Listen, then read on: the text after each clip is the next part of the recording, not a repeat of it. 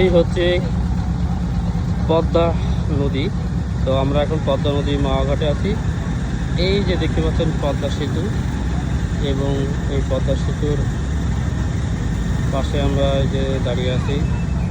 মাওয়াতে আজকে ইলিশ খেতে এসেছিলাম। দেখতে পাচ্ছেন মাওয়া সাইডে যে রেস্টুরেন্টগুলো, রিসোর্টগুলো, হোটেলগুলো গড়ে উঠেছে।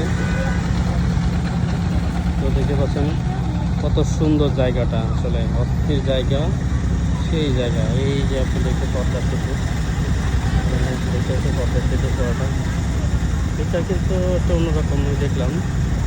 একে পদ্মা নদীর ভিতরে এই কারেন্ট লাইনটা চলে গেছে, বিদ্যুতের লাইনটা চলে গেছে।